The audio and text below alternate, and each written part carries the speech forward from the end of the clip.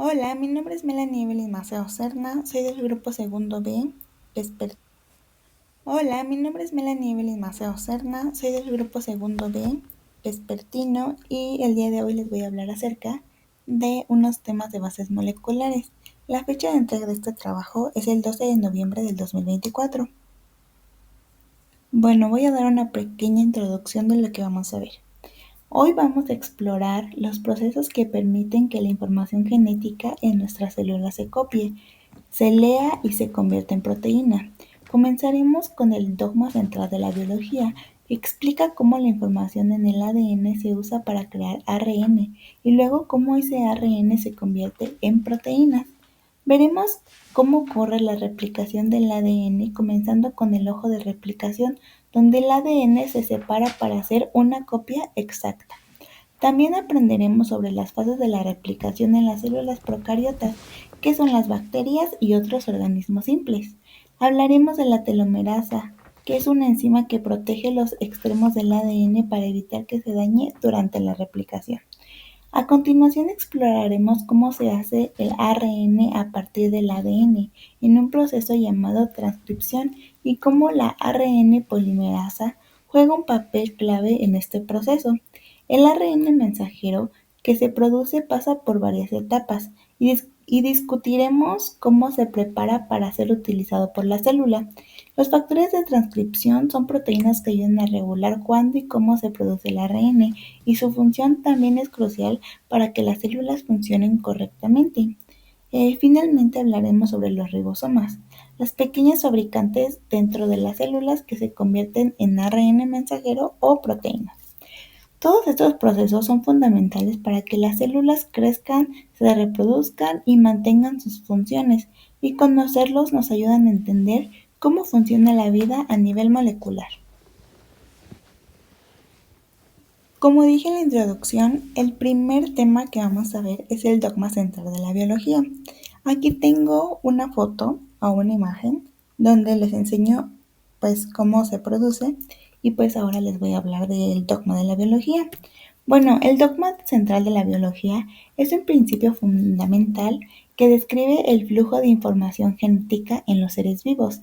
Este proceso ocurre en dos etapas principales: la transcripción, que el ADN se transcribe en ARN. Durante esta etapa, una cadena de ADN se usa como plantilla para sintetizar una molécula de ARN, especialmente ARN mensajero, que transporta la información genética a los ribosomas para la síntesis de proteínas.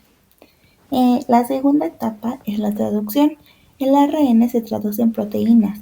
El ARN mensajero sirve como guía para que los ribosomas ensamblen aminoácidos en las secuencias específicas que forman una proteína. Los ribosomas leen la información del ARN y utilizan otros tipos de ARN como el ARN de transferencia para llevar a cabo este proceso. Este dogma se resume en la secuencia de ADN, ARN y proteína, como la imagen que tengo aquí. Su importancia radica en que define cómo la información genética almacenada en el ADN se convierte en proteínas, que son las moléculas encargadas de realizar la mayor de las funciones celulares, aunque en algunos casos hay excepciones, como la transcripción inversa en retrovirus. El dogma central sigue siendo una de las fases fundamentales de la biología molecular. Bueno, ahora vamos a hablar acerca del ojo de replicación. Primero localizamos el sitio de inicio. Reconocemos el DNA y hay que abrirlo. Para esto nos ayuda una enzima que es la helicasa, que la tengo por aquí en rosita. Después ocupamos otra enzima que se llama topoisomerasa. La topoisomerasa nos va a ayudar a desenrollar el DNA. Después, para que la polimerasa empiece con adenina, timina, citosina, guanina, primero necesito un primer, que en este caso el primer o cebador es el RNA y lo hace la enzima RNA polimerasa. El primer nos marca el camino y nos deja un extremo 3' OH. A partir de ahí se hace un enlace fosfodiéster. Ya que tenemos el primer en el DNA polimerasa, empieza a sintetizar DNA poniendo un adenina, timina, citosina, guanina, timina, adenina. Y se sigue así. Y bueno, las enzimas solo saben ir de 5' a 3'. Ahora vamos a hablar un poco sobre la cadena rezagada. Bueno, para esto tenemos una cadena líder que es la rosita, que pues en ella no hay problema porque es continua. Y después tenemos una cadena rezagada, que es la morada. Bueno, ahí en la cadena rezagada tenemos problemas de continuidad porque va en sentido contrario y sí o sí tiene que ir continua. Entonces para eso vamos a poner como primer paso primers. Aquí la cadena rezagada es la negrita. Ponemos los primers, que son estos como espacios en rojo. Bueno, llega la RNA polimerasa y pone los primers. Igual va a ir la cadena rezagada de 5' a 3'. Este, Enseguida llega el DNA polimerasa 3 y pone DNA. Aquí están los fragmentos de DNA. A los fragmentos de DNA se les llama fragmentos de Okazaki. Ya que tenemos pues el DNA, RNA, DNA, RNA, DNA, perdón, ahora el siguiente paso es que tenemos que remover los fragmentos de RNA. Entonces, para esto viene la enzima DNA polimerasa 1. La enzima DNA polimerasa 1 tiene la capacidad de ser exonucleasa, entonces corta y rellena con DNA. Aquí lo tenemos en la imagen que está en medio de arriba de la polimerasa 1. Entonces ya tenemos la cadena, pero ahora le falta continuidad. Entonces para eso va a entrar la enzima ligasa, que la enzima ligasa termina de hacer los enlaces fosfodiéster que se habían cortado para que la cadena quede continua y ya tengamos dos cadenas replicadas, porque pues ya sabemos que una cadena se lo queda la célula madre y la otra la célula hija. Ahora vamos a hablar sobre la replicación del ADN. La replicación es un proceso previo a la división celular. Si una célula se va a dividir, necesita replicar el ADN sí o sí. La replicación consiste en la formación de nuevas cadenas de ADN a partir de la desoxirribonucleótidos y utilizando la información existente en una molécula de ADN vieja. Estas nuevas cadenas se van a repartir de manera equitativa entre cada una de las células hijas formadas en el proceso de división celular. Las enzimas que se llevan a cabo la síntesis de ácidos nucleicos solo son capaces de hacerlo en sentido de 5' a 3'. La replicación es un proceso muy complejo, pero se desarrolla con gran exactitud.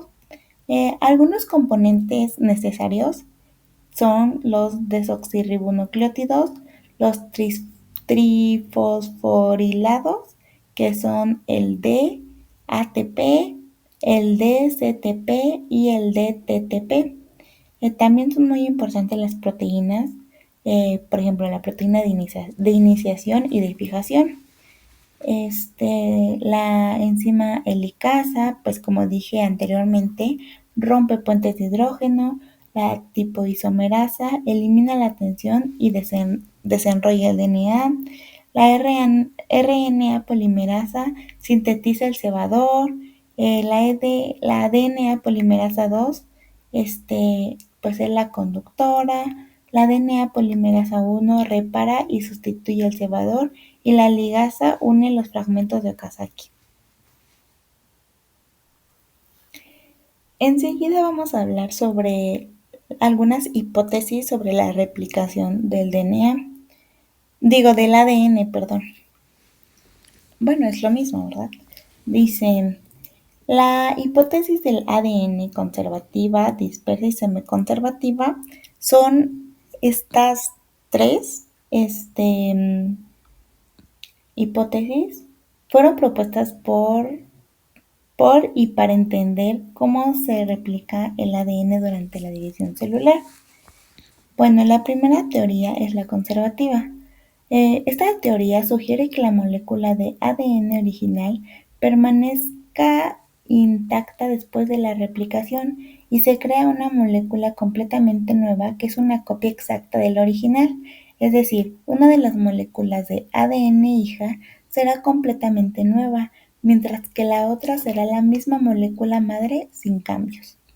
La segunda hipótesis es la teoría dispersa, y esta propone que el ADN se replica en fragmentos y los fragmentos de la molécula original se mezclan con fragmentos de la nueva cadena en ambas moléculas hijas, así como cada hebra del ADN hija contiene segmentos de ADN original y segmentos nuevos de ADN en cada hebra.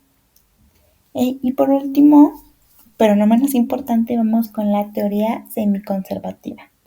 Bueno, esta teoría, que se demostró correcta a través del experto de Mendelssohn en 1958, plantea que durante la replicación, cada una de las dos cadenas de la molécula original sirven de plantilla para que cada cadena nueva, así cada molécula de ADN tenga o conserve una cadena de molécula original, de ahí el término semiconservativa, y tiene una cadena nueva complementaria.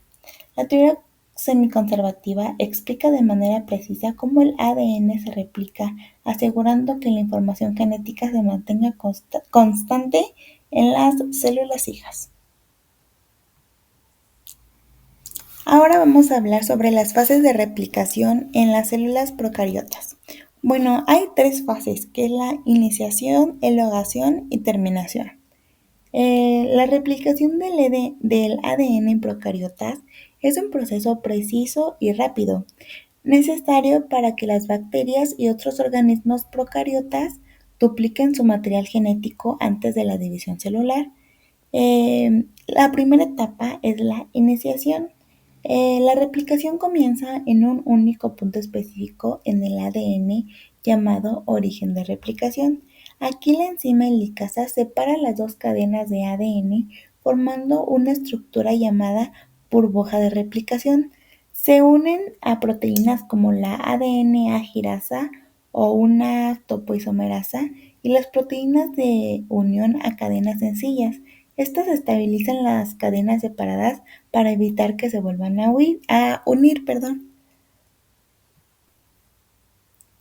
La segunda fase es la elongación.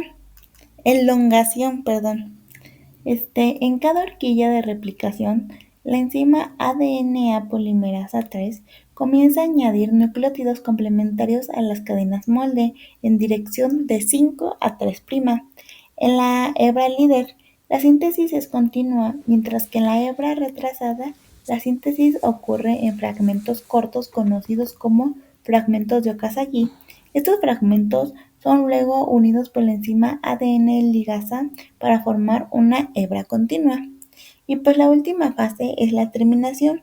En procariotas, la replicación termina cuando las dos horquillas de replicación se encuentran en una región llamada sitio de terminación. Eh, por ejemplo, en E. coli existen proteínas específicas que ayudan a detectar el avance de horquillas y aseguran que el proceso de replicación sea completamente adecuado. Este mecanismo permite que las proteínas dupliquen su ADN rápidamente y con alta precisión antes de la división celular, y pues es esencial para su reproducción. Ahora vamos a hablar un poco sobre la telomerasa. Bueno, la telomerasa es una enzima que desempeña un papel crucial en la protección y mantenimiento de los telómeros, que son las estructuras en los extremos de los cromosomas. Aquí en esta imagen se puede ver que los telómeros son los que están de morado. Los telómeros ayudan a proteger el material genético de las células durante la división celular, evitando que el ADN se dañe o se pierda. Cada vez que una célula se divide, los telómeros se acortan un poco, lo que eventualmente puede llevar al envejecimiento celular o la muerte celular programada. Sin embargo, la telomerasa puede agregar secuencias repetidas a los telómeros, ralentizando o incluso deteniendo este acortamiento. Esta actividad es particularmente importante en células como las células madre, las células germinales y las células cancerosas, que necesitan dividirse muchas veces y por lo tanto requieren una protección especial para sus telómeros. La actividad de la telomerasa disminuye con la edad en la mayoría de los tejidos y su reducción se asocia con el envejecimiento celular. Sin embargo, en las células cancerosas, la telomerasa suele estar activa de manera anormal, lo que permite que estas células eviten la muerte y se dividan indefinidamente. Por esta razón, la telomerasa es un área de interés en investigación sobre el cáncer y el envejecimiento. Bueno, en esta ocasión nos estamos haciendo una pregunta. ¿Por qué las proteínas no se sintetizan directamente desde el DNA? Y que se utilice al ARN como intermediario para la síntesis de proteínas tiene explicaciones evolutivas. El sistema permite proteger en un mayor al ADN, que es el portador de la información, es decir, que se utilizan copias de información y no la original durante la producción de proteínas. También se pueden crear múltiples copias de la información contenida en los genes y acelerar el proceso de traducción. Anteriormente, les hablé sobre el proceso de transcripción y la burbuja de transcripción y pues ahorita lo voy a explicar un poco mejor. Perdón, la ARN polimerasa se une a una región específica del ADN conocida como promotor. Una vez unida al promotor, comienza a separar las dos cadenas de ADN en esta región, rompiendo temporalmente los enlaces de hidrógeno entre las bases nitrogenadas que mantienen unidas las hebras.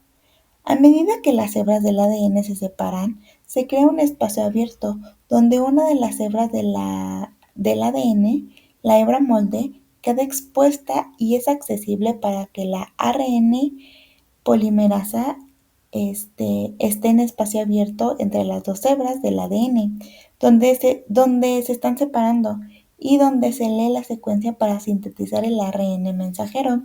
Es lo que se conoce como burbuja de transcripción. Después viene la elongación, que dentro de la burbuja de transcripción, la RNA polimerasa va añadiendo nucleótidos complementarios a la hebra molde de ADN para formar la cadena de ARN mensajero. La burbuja se va moviendo a lo largo del ADN a medida que la ARN polimerasa avanza en la transcripción. Y a medida que avanza, la cadena de ARN recién sintetizada se desplaza y el ADN detrás de la ARN polimerasa se vuelve a cerrar, restaurando la doble hélice. La burbuja de transcripción es una estructura muy breve y de tamaño constante que generalmente da de unas 12 a 14 bases de longitud. La estabilidad de esta burbuja es crucial para la transcripción eficiente, ya que permite a la ARN polimerasa mantenerse unida al ADN mientras lee las secuencias de las bases. Y bueno, en resumen de todo lo que acabo de decir, la burbuja de transcripción es una región abierta en el ADN donde se está leyendo la información genética para sintetizar ARN y su función es permitir el acceso temporal a la hebra molde del ADN para que se forme la molécula de ARN.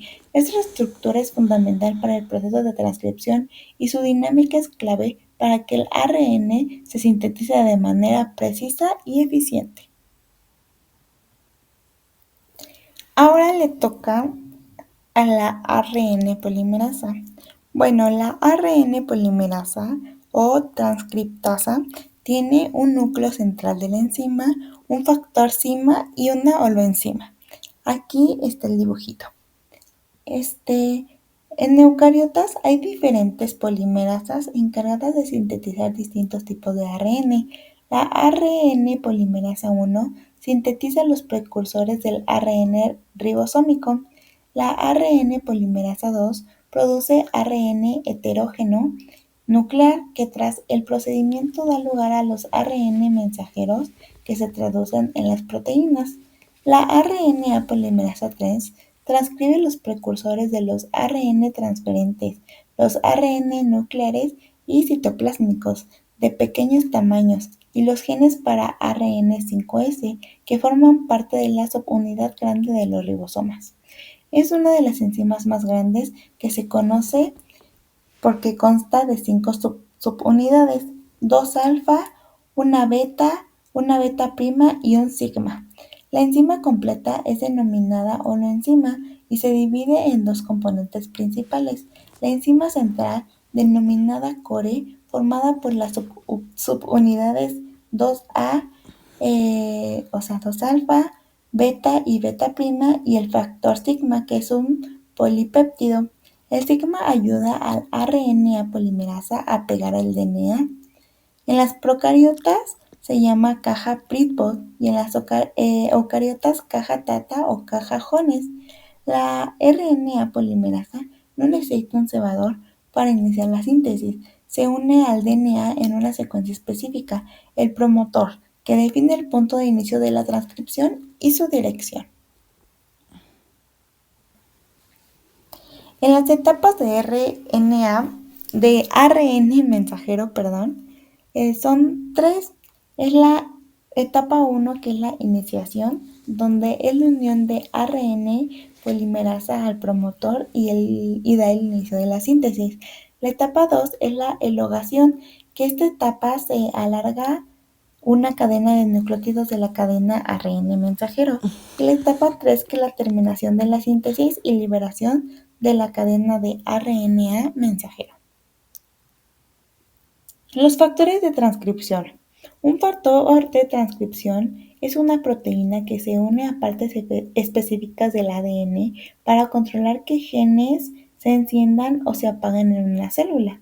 Cuando un gen se enciende, la célula produce ARN mensajero a partir de ese gen, lo que es el primer paso para hacer una proteína. Los factores de transcripción ayudan a regular la cantidad de ARN mensajero y proteínas que se producen y lo que hace de varias formas. O sea, hay varios pasos para hacer este proceso. El primer paso es uniéndose al ADN. Muchos factores de transcripción se unen a regiones específicas del ADN acerca de los genes o cerca de los genes que van a activar o desactivar. Esto facilita o bloquea la acción de la RNA polimerasa, la enzima que copia el ADN en ARN. El segundo es colaborando con proteínas. Ahí los factores de transcripción pueden unirse a otras proteínas para formar complejos que regulan los genes con mayor precisión. De esta forma, varios factores y proteínas pueden trabajar juntos para controlar los niveles de expresión en un gen. La tercera es respondiendo señales. Algunos factores de transcripción responden a cambios en el ambiente o señales que reciben la célula, como hormonas o situaciones de estrés. Así ajustan la expresión de los genes de acuerdo con las necesidades de la célula en cada momento. Estos factores son muy importantes porque aseguran que cada tipo de célula produzca las proteínas necesarias en el momento adecuado. Cuando no funcionan bien, pueden causar enfermedades como el cáncer o problemas de desarrollo. Es el turno de los intrones y de los exones. Los intrones empiezan con una base nitrogenada que es guanina y uracilo y terminan con adenina y guanina. Los exones siempre terminan con adenina, guanina y comienzan con guanina. Por las secuencias consenso se pueden identificar los exones e intrones. Se reconocen por el tamaño y por las secuencias consenso, como lo dije anteriormente. Un exón tiene 77 bases, un intrón 100 bases, perdón. A ver, lo voy a volver a repetir porque me trabé un poco. Un exón tiene 77 bases y un intrón tiene 100 bases. El proceso del ARN eucariote se basa en el splicing, que es igual al corte y empalme. Lo que hace el complejo splicisoma es que primero corta y en 5' deja un OH que se pega a la adenina. Se hace un segundo corte en 3 y se da un enlace fosfodiéster. El splicing alternativo reconoce y corta intrones y exones para generar más mensajero y por lo tanto diversidad en proteínas. Ribosomas. Los ribosomas se dividen en subunidad mayor y subunidad menor. Se encuentran en las células eucariotas y procariotas. Son funcionales si se unen y si no se unen, pues no son funcionales. Se acoplan en el proceso de traducción. Cuando están acoplados, la mayor monta en la menor y se dan 3 espacios. Estos 3 espacios es el A, el P y el E.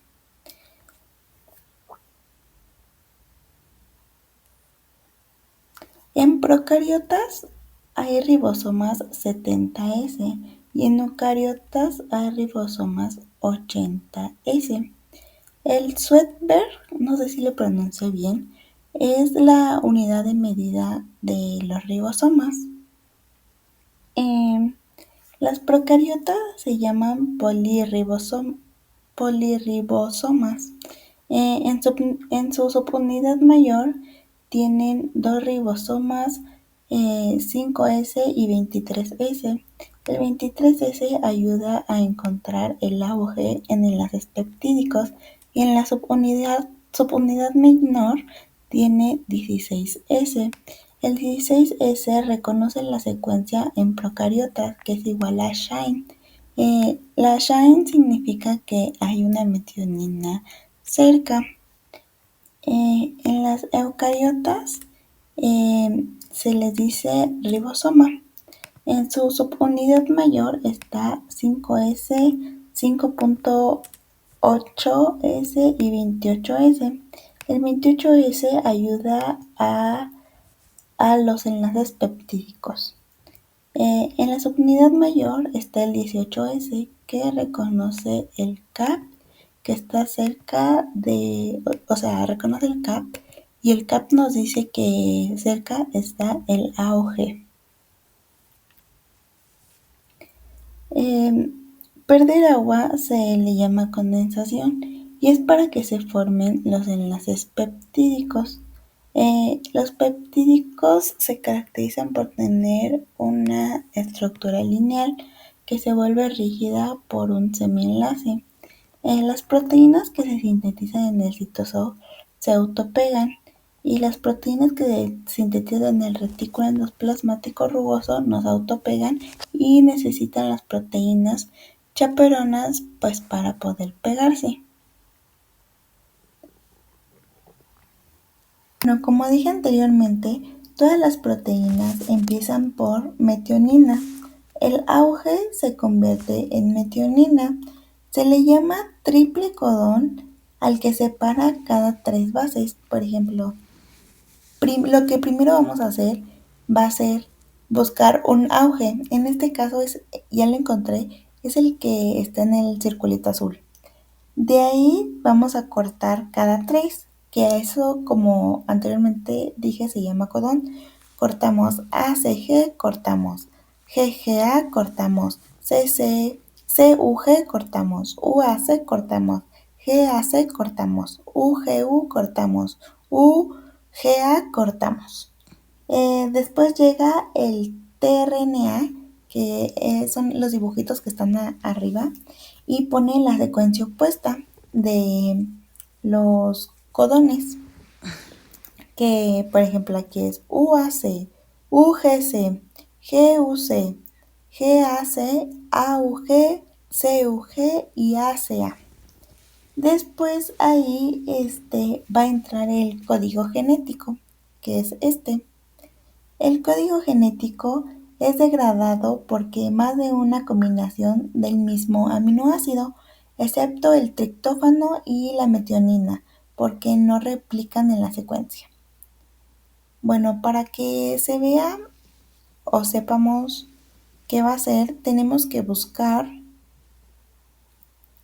como dije, se va a usar el código genético. Aquí está ACG, entonces vamos a buscar en el código genético ACG y nos da que es una treonina y por eso aquí le ponemos treonina, digo metionina, perdón. Y pues así nos vamos con todos hasta descubrir cuál es cada uno. Para esto hay tres secuencias de paro. La primera es la de ámbar, la segunda es la de ópalo y la tercera es la de ocre. Hipótesis del tambaleo de Crick. Bueno, la hipótesis del tambaleo, también conocida como hipótesis del balanceo o wobbling, fue propuesta por Crick en 1956 para explicar por qué un solo aminoácido puede ser codificado por varios codones. La hipótesis explica que un anticodón puede interactuar con distintos codones que se diferencian en su tercera base. Se debe a que la tercera base del codón y la primera base del anticodón pueden formar pares de bases menos precisos. Este fenómeno se le conoce como bamboleo. La hipótesis del tambaleo reduce el número de ARN de traducción necesario para traducir los 64 codones, lo que contribuye a la eficiencia y flexibilidad del proceso de traducción. Y bueno, el código genético está degenerado, lo que significa que tiene varios codones que pueden codificar un solo aminoácido. Este se debe al emparejamiento por oscilación que permite que menos ARN de traducción cubran todos los codones del código genético, que el código genético es el que le dije, el que les enseñé aquí, y pues se usa así. A, C depende del código que te dé.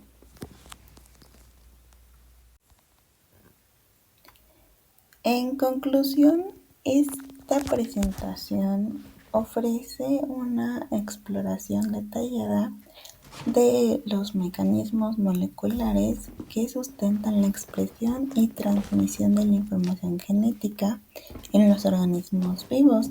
Enfatiza la centralidad del ADN, ARN y las proteínas en estos procesos, partiendo del dogma central de la biología. Se establece una base para comprender el flujo de la información genética en los seres vivos, desde el ADN hasta la síntesis de proteínas. Este proceso, descrito a través de las etapas de transcripción y traducción, revela cómo la información genética se transforma en las moléculas funcionales que permiten la vida celular. Uno de los puntos importantes abordados es la replicación del ADN, ya que es esencial para pues, la división celular y la estabilidad genética. Como dije en la presentación, explico la replicación en organismos procariotas y destacamos algunas enzimas involucradas, como la helicasa, la topoisomerasa y las diferentes ADN polimerasa, cada una desempeñando funciones específicas para asegurar la fidelidad de la copia del material genético. La descripción de las hipótesis conservativas, dispersivas y semiconservativa da contexto a los experimentos que confirmaron la naturaleza semiconservativa de la replicación, ya que es una base fundamental para entender la transmisión de la información genética. La transcripción es otro proceso clave en el que la ARN polimerasa convierte el ADN en ARN mensajero, facilitando por la formación de la burbuja de transcripción, que también le explico. Este ARN es esencial para llevar la información genética a los ribosomas, donde la traducción tiene lugar y se forman las proteínas. Eh, También destacamos la importancia de los factores de transcripción, las proteínas que regulan la activación o inhibición de genes específicos y que desempeñan un papel esencial en la diferenciación celular y la respuesta a estímulos externos. Además, pues discuto estructuras como la de los intrones y exones, características del ARN eucariota y el proceso de empalme alternativo, que permite una mayor diversidad en la producción de proteínas. También examinamos los ribosomas. En ellos vemos sus subestructuras, que funcionan como fábrica de proteínas, y su variabilidad entre procariotas y eucariotas. La diferencia en subunidades y su capacidad de formar enlaces peptídicos. Y pues también se podría decir que subrayamos como un aspecto crítico de la síntesis es proteica. Y pues para finalizar la presentación, abarcamos el código genético y la hipótesis del Crick de tambaleo propuesta por Crick. Explico la flexibilidad en la traducción de los codones del ARN mensajero a aminoácidos específicos. Esto no solo hace que la traducción sea más eficiente, sino que también proporciona una capa de redundancia que protege contra errores en la síntesis de proteínas. La relación de todo esto que acabo de explicar entre los procesos moleculares de replicación, transcripción y síntesis de proteínas con la nutrición es profunda, ya que estos procesos dependen de los nutrientes que consumimos y a su vez afectan nuestra salud y desarrollo. Por ejemplo, en la producción de proteínas y aminoácidos, los ribosomas requieren aminoácidos para sintetizar proteínas, las cuales son esenciales para funciones estructurales, enzimáticas y hormonales en el cuerpo. Cuando nuestra dieta proporciona proteínas adecuadas, estas se descomponen en aminoácidos que son utilizados en la traducción para construir proteínas específicas. La calidad de proteínas que consumimos afecta la eficiencia de estos procesos y la producción de proteínas completas y funcionales. Otro punto sería la expresión génica y nutrientes.